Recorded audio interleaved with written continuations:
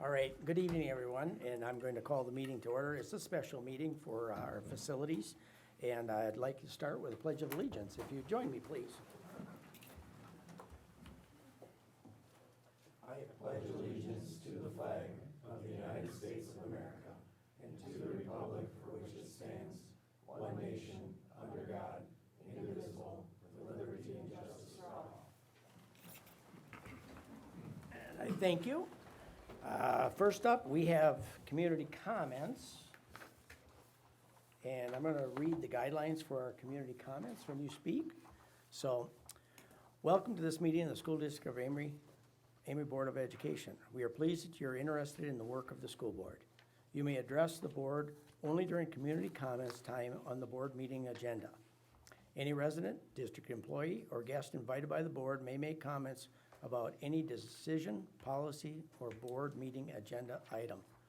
The following guidelines have been established for addressing the Amery Board of Education. For those wishing to speak before the board, a sign-up sheet will be available prior to the start of the meeting. If the topic noted on the sign-up sheet is deemed to be out of order, the presiding board member will inform the person wishing to speak prior to the start of the meeting. Community comments must pertain to a board decision, policy, or board meeting agenda item. Comment time is limited to 5 minutes per person. However, the time limit may be increased or decreased at the discretion of the presiding board member. Political speeches which are not materially related to board decisions, policies adopted by the board, or not about a board meeting agenda item are strictly forbidden. Personal criticism of members of the Board of Education or employees of the school district are also strictly forbidden. Please stand to be recognized. After being recognized, state your name and your municipality where you live for the record. The board normally receives citizen input and does not respond or debate. If there is a need for an answer or response to a concern or issue, the district administrator or one of the other administrators will get back to you with a response. If your concern requires board action, it may be placed on the agenda of a future board meeting. Please leave your name and contact information if you wish to be contacted by a member of the board or district administrator regarding your community comment.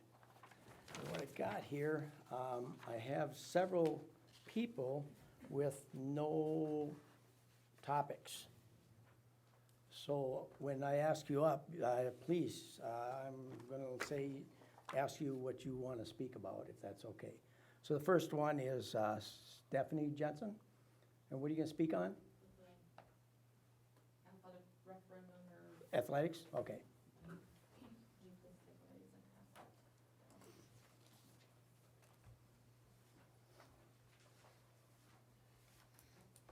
Good evening. I attended the August community session regarding the proposed updates to our athletic facilities. As one coach spoke, I could feel the nostalgia of game day as he was referring to it and his emphasis on preserving that for our future athletes and their families.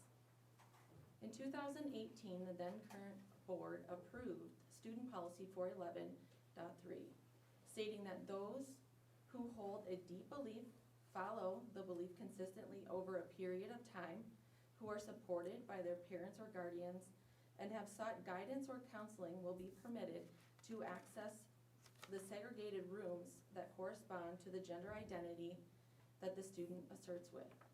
The policy also states, and I quote, "No student shall be required to use unisex restrooms solely because of the student's transgender or gender nonconforming status." I'm regularly accused by members of this board and of this room for spreading misinformation. Therefore, I have provided you all with a copy of this policy and highlighted the specific areas that I'm addressing. Despite the deep beliefs that families have held over a consistent period of time, in 2020 our board ruled against those very same principles. However, that's not why I'm here today. Today I want to ask you, what does the future look like for our female athletes and their safety? Not only does this policy permit biological males access to female locker rooms, which I'm being told we don't even have a female gym teacher and supervision in locker rooms. I hope that is untrue. But it also permits biological males to participate in interscholastic athletics, consistent with the policy of WIAA. I'm fully aware it's WIAA's policy to permit biological males in female sports, but given the opportunity to stand in the gap for these young female athletes, their families and coaches, this policy just slams the door in their faces. It may as well read, without protest, we will support biological males in participating in female sports. We have some very, very talented and aspiring female athletes in our district. How is this encouraging to their safety and their success? How is this an equal opportunity for them?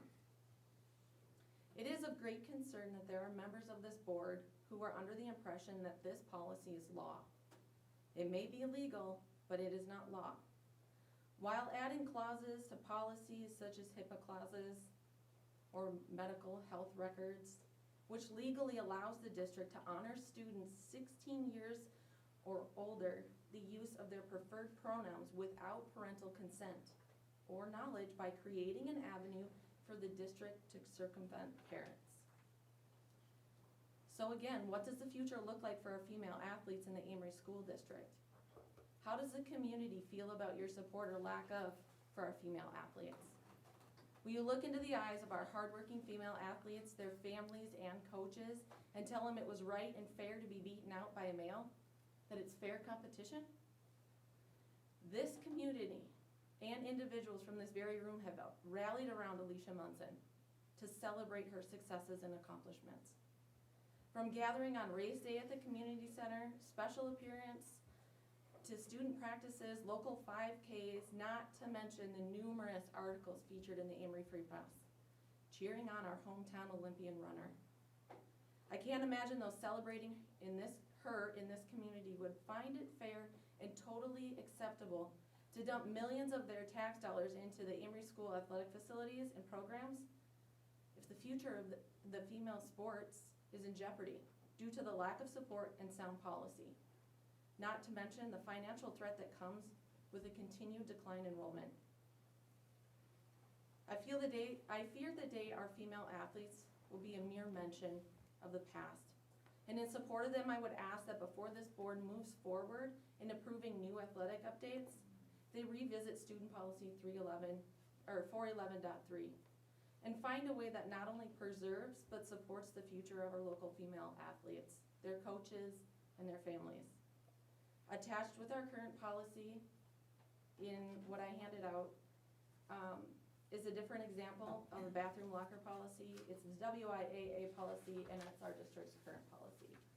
Thank you. Thank you. Next, we have Margie, is it Blaha? Yeah. Okay. And what are you gonna talk about? It's about the sports facility Okay. that you're proposing. Yep. Do I have to go up there? Yes, you do, Yes. please. There's a mic there. Sorry. Okay. Yeah. I really have one major question that I would ask, Mhm. and that would be, I would imagine you've done a cost-benefit analysis for this project you're doing. So I would like to have accessibility to that CBA. All big projects that are done anywhere in business and, in government, a CBA is done. I used to have to do them for projects that I did for St. Paul Companies Travelers. So I would want access to that to show the estimated cost against the value of doing this project, so that we're all aware of that. And the best approach to achieving the benefits you're looking for while preserving the savings for the community. So I would imagine you've done that, so I would ask that that be handed out to everyone. I think the community would look at that also, and that would tell us if what is being done is absolutely necessary. One other thing I heard was that gophers are part of the problem. Well, gophers are a non-protected wildlife, and I would wonder, have you contacted an extermination company? Because the DNR would allow you to kill these gophers, and you could put out a bounty on them. Maybe kids would go after them or something, but I would say we should look at the extermination and then look at what needs to be done to the facilities before you put out this kind of money.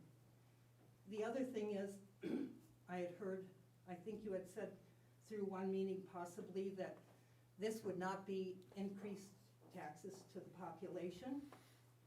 So I will use 5%, but I understand it's probably more than 5%. Let's say you spend $3 million. 5% of that is $150,000, that's over $10,000 a month. So what programs are you going to eliminate? Because I don't think you're gonna get that many people coming in unless you're gonna charge $300 a ticket to go to a football game or any game. So, what are you proposing to eliminate it in order to make sure this is paid for without the taxes going up? Because through the last referendum that went up, I'll say as one taxpayer, my taxes went up over $900. So if you're going to do this kind of a project, which is in the same ballpark for money, you know, you're kind of putting us right to the brink. And if you are borrowing against the buildings and everything, what happens if, what is still your borrowing power, so that if something goes wrong with another building, that you have to do a roof, or you have to do something else? So have you allowed yourself that gap for emergencies, or are you taking it right to the brink? Also on the ball field, why do you want to take on more liability? You've got ball fields, you've got everything else, so I would ask, why are you wanting to take the liability on for another ball field? Are you referring to Jorgensen? To Jorgensen, right. So, those were just a few questions that I'm asking at this point, but I would appreciate access to the CBA for this project. Can you leave your contact Yeah. information? Yes. Thank you. you. Is it on the sheet? No, she doesn't have anything. I up can front. write it on there. Yeah. And then we have Jim Blaha. I have no additional questions. Okay. Do you need my address? I'll call you. Yeah, Okay. all right, sounds good. Thank you, Thank Margie. you. Then we're going to Tom Sykes. And you're talking about the athletic? Same thing. Yep, okay, thank you.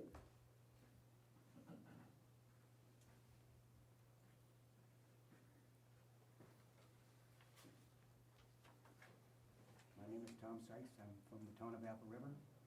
I've been a resident for about 35 years, and I've had 3 kids graduate from Amory, and I'm very, very proud of this school district.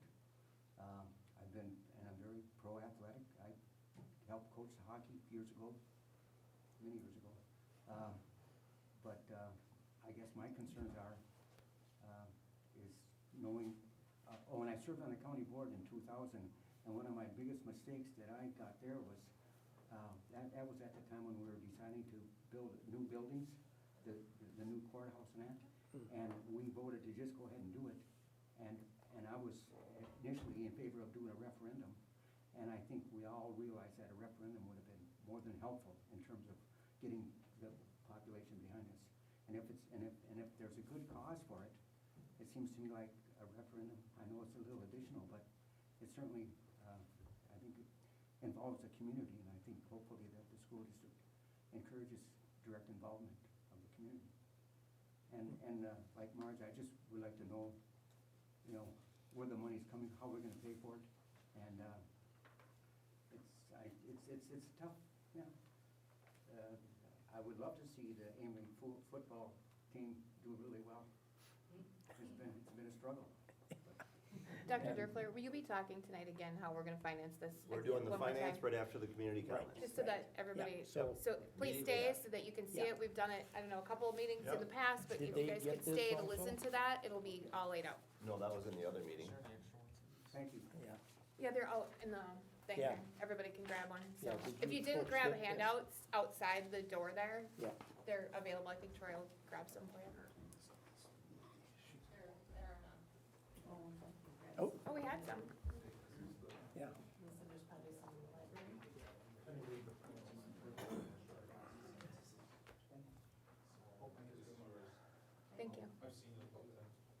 Thanks, Mr. Boyd.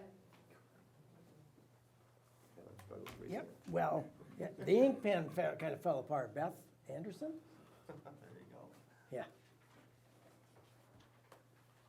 It's on the facility, Yep. just a couple follow-up. yep. Just two questions from the last meeting. I think I heard that youth can't play on turf, and I just wanna clarify that. Somebody had said that youth can't play on turf on like the soccer fields. And I just wanted to clarify that question, and my other question is anything being done with the green spaces between all of this?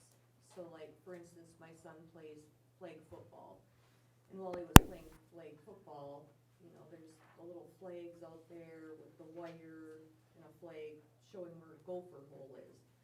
Is anything being done with those spaces, or, is that left how it is? Is that you again? Knock it off. Ah, I'm sorry. Don't put the cords in front of me. Sorry, I'm Board sorry. president's out of control over Yeah. here, sorry. Those are No, my we two had that fixed.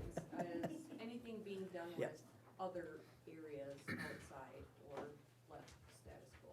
Okay. And then the youth piece. Yep, thank you, Beth.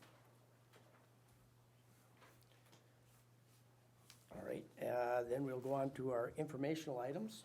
And first is, and always will be, the athletics. Okay. John's gonna walk through the financing slides. There's 4 or 5 of them. Good evening, everybody. This is going to be a little bit, nope, keep going. There you go.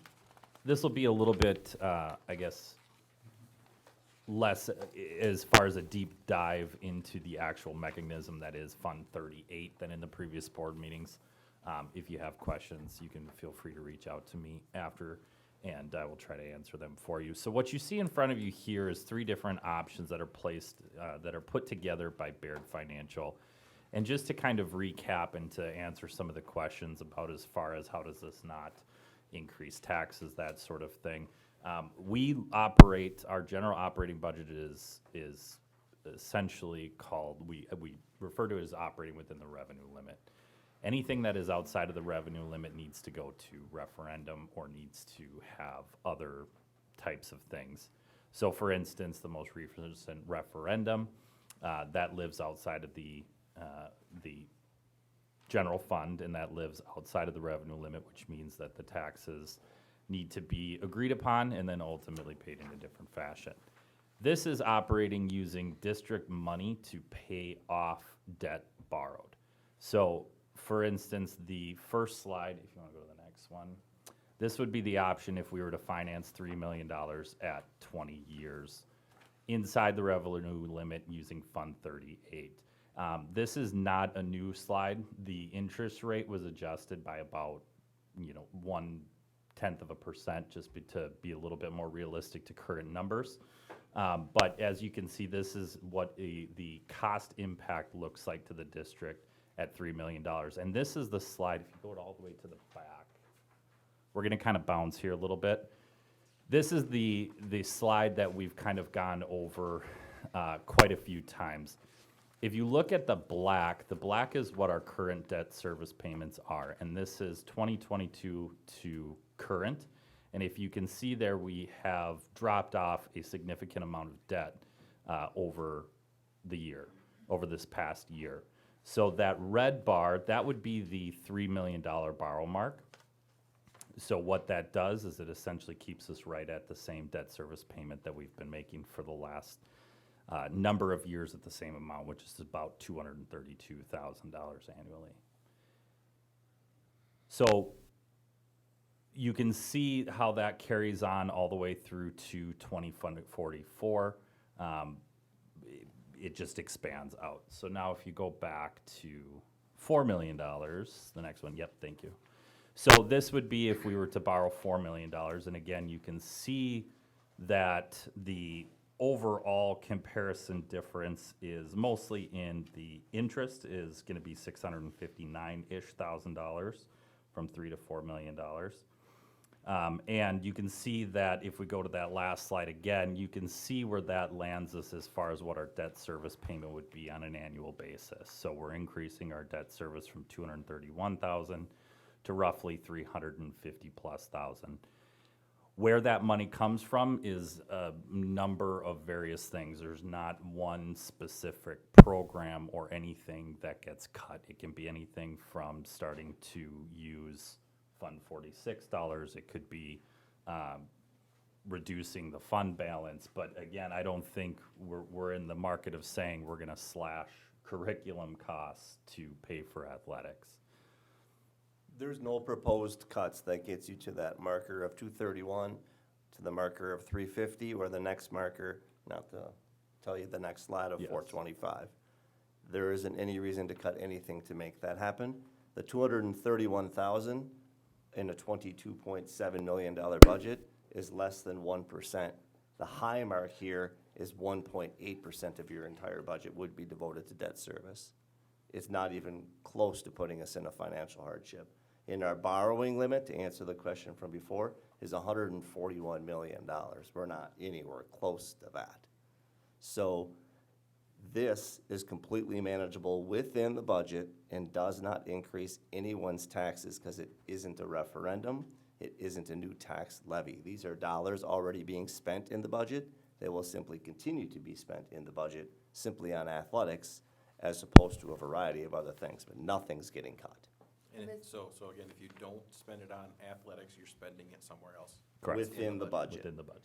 In this mechanism, just for full disclosure, the Fund 38 mechanism expires at the end of this budget year, the 23-24 year. If you move into the 24-25 year, this mechanism to use Fund 38 expires, then you are obligated to go to referendum at that time to do this.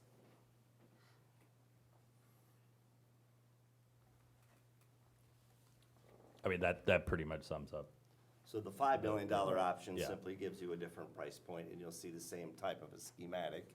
Yeah. It simply is a different marker for the $5 million borrow. Right. And I would say if you're looking for an apples to apples comparison and what this does, that first sheet that has scenarios 1, 2, and 3 is the best comparison for as far as what's the difference in actual debt service payment and what the increase in interest is over $3, $4, and $5 million.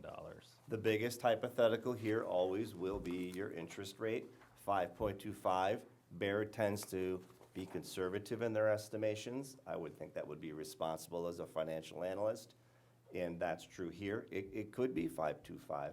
We were hopeful of interest rates on the referendum we passed last spring of being in the 2s and 3s, and it ended up being 4.25 because they sort of started to rise in the months right before us doing the borrowing. But we don't know what that's going to be. Yep. This is a prognostication, and it always would be until you actually do it.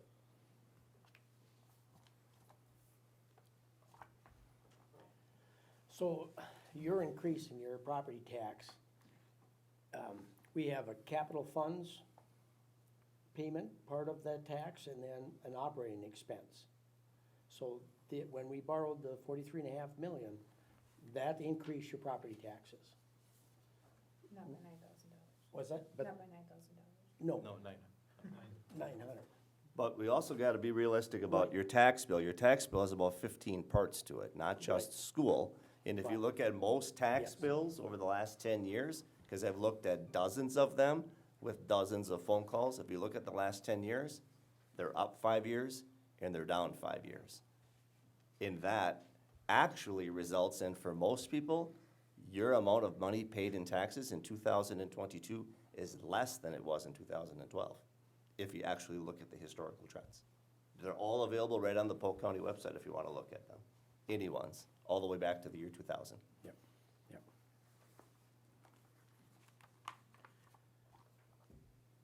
So the conversation at this point, these are 3 slides in essence created at a 3 million, a 4 million, and a 5 million. Obviously, the price points are determined by what you do or what you don't do.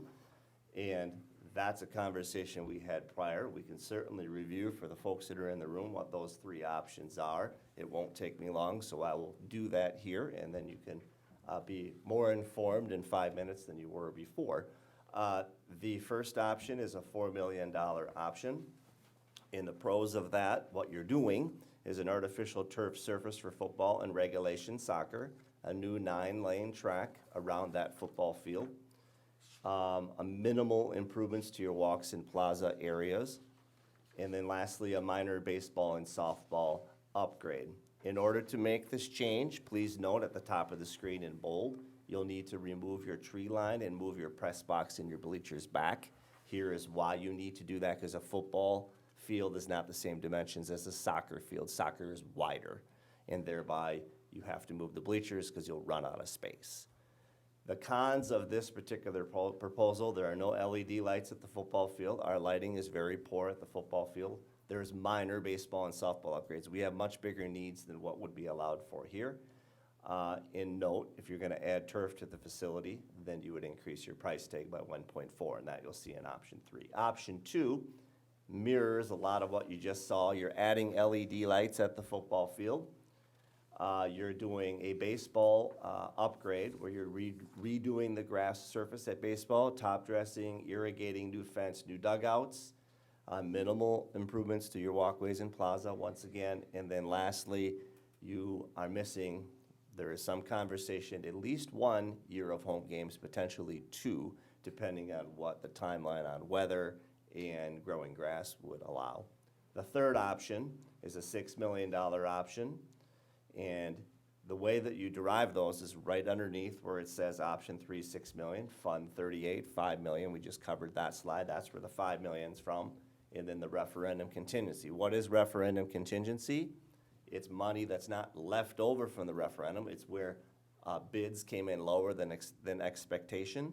We spent less money on the referendum on certain spots than we would hoped, or we planned.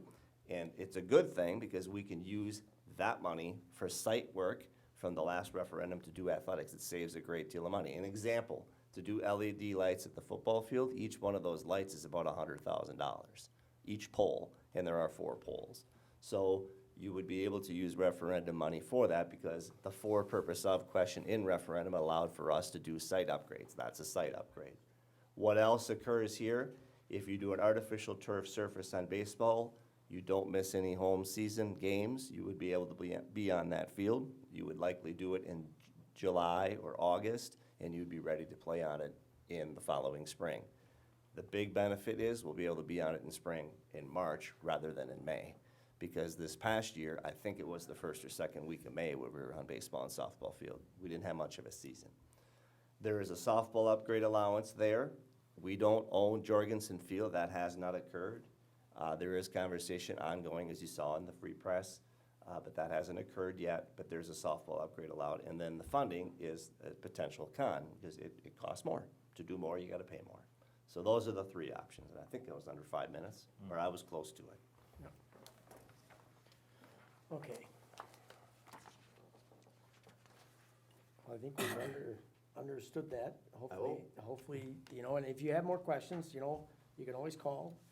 Please call one of us or Sean, and we'll try and get a question answered for you. I think a big thing to understand is, it seems obvious that ma'am, there, you have a lot of experience in the financial side with the stuff that you brought up, things you've been involved in. The school financing is vastly different than what you've experienced most likely. So to talk about Fund 38, I highly encourage you, and I know you're going to reach out I'm going to and call talk. you, absolutely, and we're going to have that conversation. Yep. Yep. I will call you tomorrow or Friday. I guess this kind of does answer the question that Mr. Sykes had as well of going to referendum with this. I hugely support community involvement, and we, as a board, encourage everybody to come and talk about this. We beg for the community to be involved in this. We want this to be the community's, and to enjoy, that this is, you all are paying for this. We want that to happen. I hope that when you understood the financing portion of that, going to referendum, we wouldn't be able to do that until probably April would be the earliest, and then we would miss. It'll be the fall. Or fall, so we would miss the opportunity to take advantage of the $3 million debt service that's falling off, and then we've missed out on the $3 million to put towards this project. So I hope that you'd understand that, but there would be a time here, if the board decides to move ahead with this, there would be a time for community to have a say if they don't wanna move ahead with this or not, and we would listen to that. There would be a 30-day period to that, so, but I welcome and hope that people would be involved all the way through with this process for us. I hope that answered that question. So the timeline moving forward, and this is, I think, the only slide we haven't touched on. We're on the 11th of October here today. We had an athletics advisory committee, that's about 35 folks. We had probably 15, 20 here today. It's a cross-section of our coaching community, school staff and not school staff. This is our special meeting here today. We have an October board meeting here in 12 days. This topic will be on the agenda again. There are no final decisions being made here tonight. We have a November board meeting. If we are seeking to do this, November board meeting is when we would need to have a resolution to move forward. And the reason you need to have a resolution to move forward is because you have to draw up designs, you have to schedule in contracts, and you have to get your folks here to do the work and your equipment as well. You can't do that in March and borrow the money at the same time. It doesn't line up. We wouldn't get to work until August, and then our timeline is completely blown. After that resolution, if in fact the board chooses to do that, you then publish a notice of that resolution, the actual resolution, in the Amory Free Press. There is a period of 1 month that opens at that time between November 29th and December 29th, the 1 month petition period where folks can weigh in opposition or in favor of this particular project. If there is enough opposition, the law says, the state statute says it ends here, and you must go to referendum if you want to do this. That's what the law says. That's a 1 month petition window. It's actually called a petition period. And I think that's the last slide.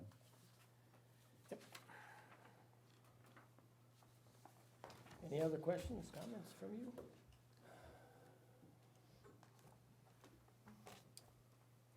Then I guess we'll go to the playing surface options and costs. Well, we talked about those. We can run through those items again in regards to playing surfaces. I don't want to belabor the point for folks that already have viewed the presentation, but I think, summarize the playing surfaces, a couple of things. There's first been a lot of conversation about the safety of having a turf field. I think there's a lot of inconclusive results based on the research that's been shared with me in regards to athletic injuries. There is a pretty strong case to be made for professional athletes having increased rates of lower leg injuries on turfed surfaces.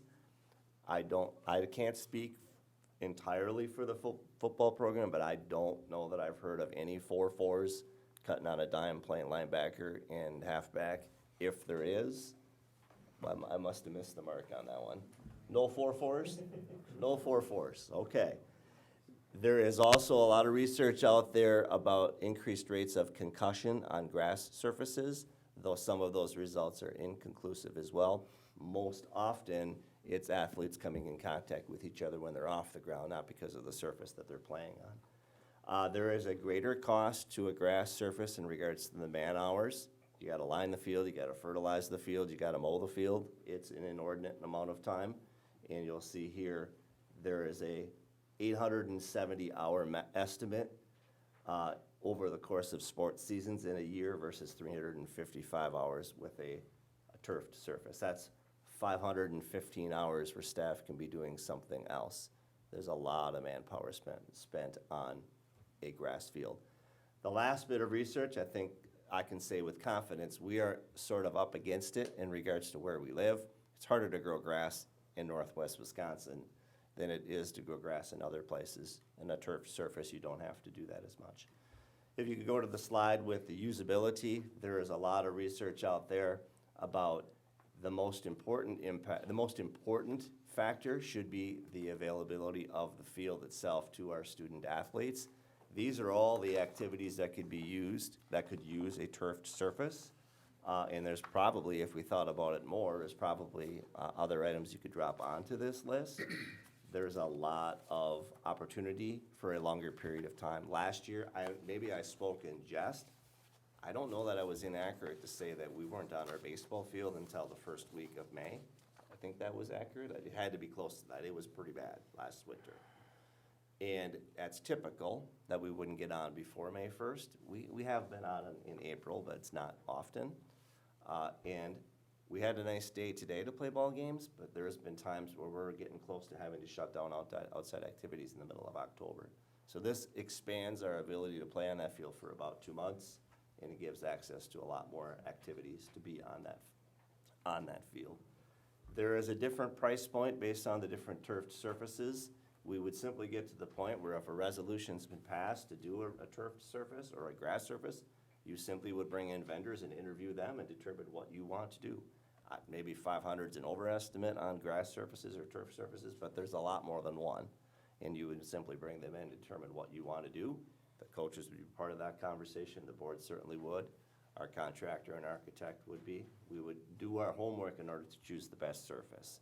We have a neighbor that's done something similar to what we're talking about here, Baldwin. They have done a turf surface for football. They've also done a turf surface that plays soccer on it, and they have a baseball, softball complex as well. And they have had great success down there with those particular surfaces. We are not in any way a part of a growing minority in regards to having a grass surface. A lot of folks are moving towards turf surfaces. This is not a new thing anymore. More often than not, it's becoming the case that you're playing on a turfed surface for football, not as much for baseball. But we are in the time to be able to have that conversation, and I say that because this board has been fiscally responsible for the better part of 2 decades, and we are in a position, we are largely a debt-free district, which gives us the opportunity to even entertain these ideas. Many districts aren't having this conversation because they haven't been responsible. We have. Questions about turf services and costs? If you get into the weeds too much, I'm gonna get John Hunick back up here because he's our guy.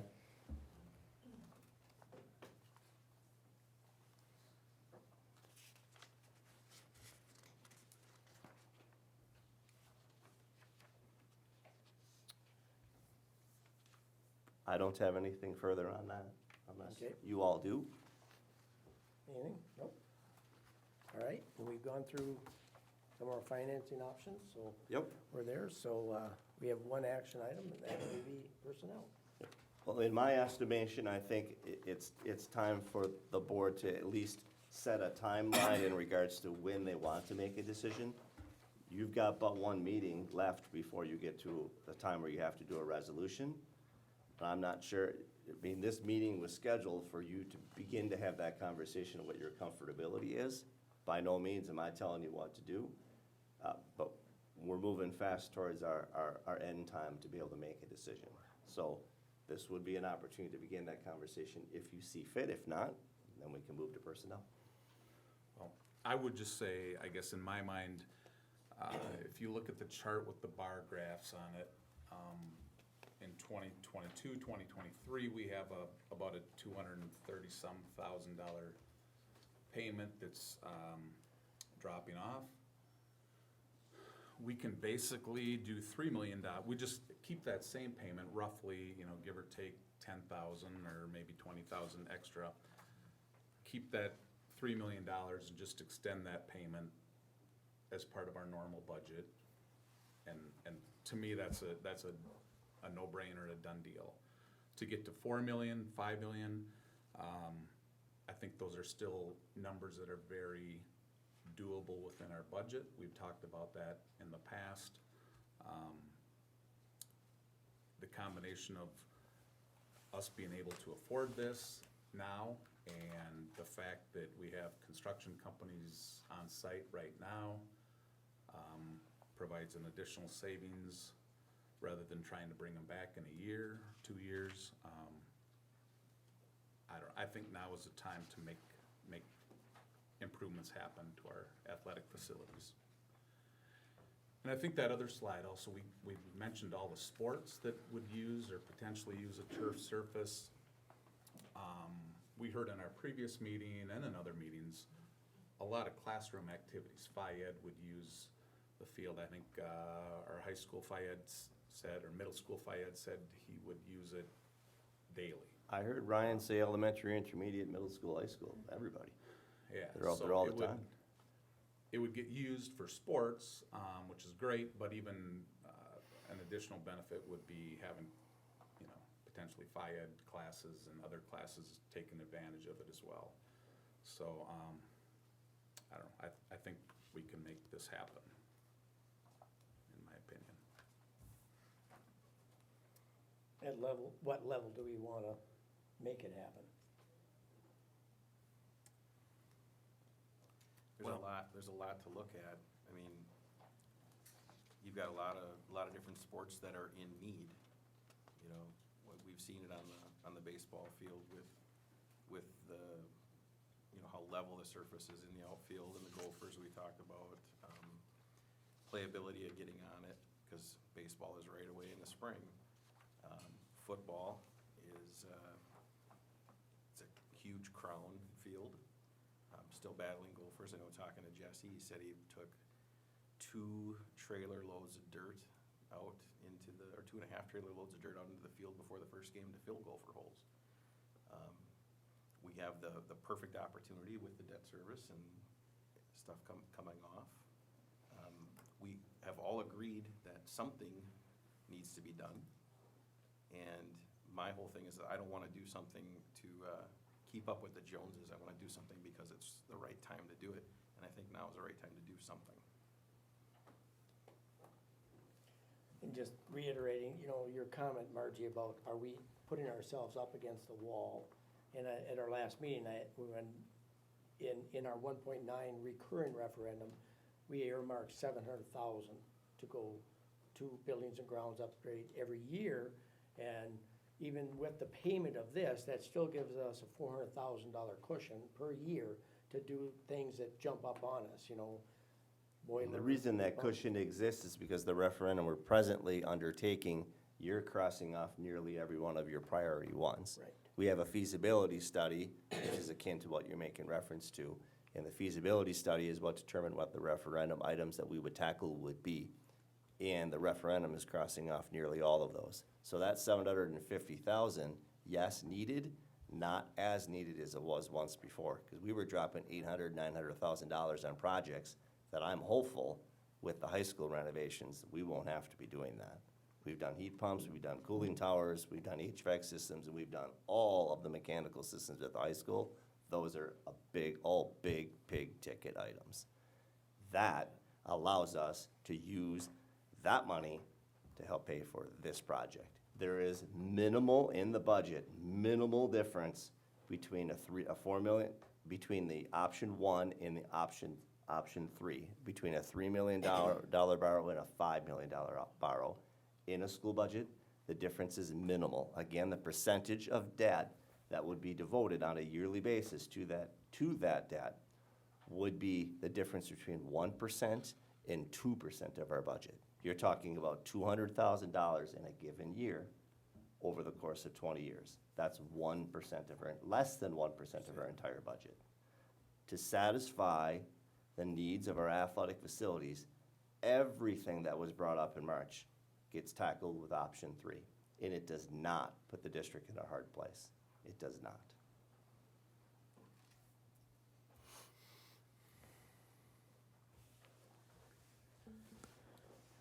So our next board meeting is the 20th? 23rd. 23rd. Are we talking more options with the, you know, you talked about the different levels of turf. Are we getting more, going to have a conversation about quotes and options with that at that meeting? Well, I think what the decision is, if you choose to do turf, I think what I heard John say is, you're in essence putting in contingencies. You can do add options, we want to do this instead of this. The add options are simply price tags that you pick sort of in an a la carte kind of way.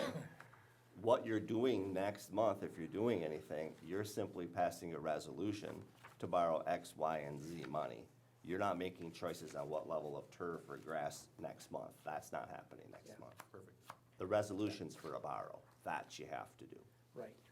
So basically, we would make the decision to borrow a certain level of money. And then- Whether to and borrow then- and how much. And how much, and then That you'll need go to to the decide. grocery store and see what we can fill the cart with. That you need to that long. decide at the October 23rd meeting, so the resolution and all necessary legal documents can be crafted for the 28th of November. or the 21st, because the publication of the paper is why it says the 28th.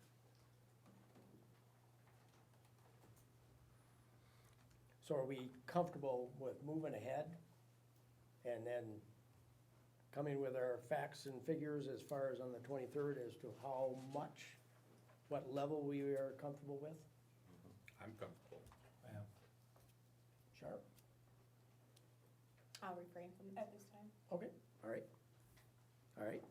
Well, we've labored that. I don't know that there'll be any action tonight on that, but at least we Nope, got some of this. nothing so- on that, nope. So now we'll go to our personnel. Personnel as closed session. Oh, we're gonna do this and that in closed? After. Yes. Okay, so motion to go to closed. So moved. Char, second. Second. Steve, all in favor, say aye. Aye. Opposed, we're closed. Thank you.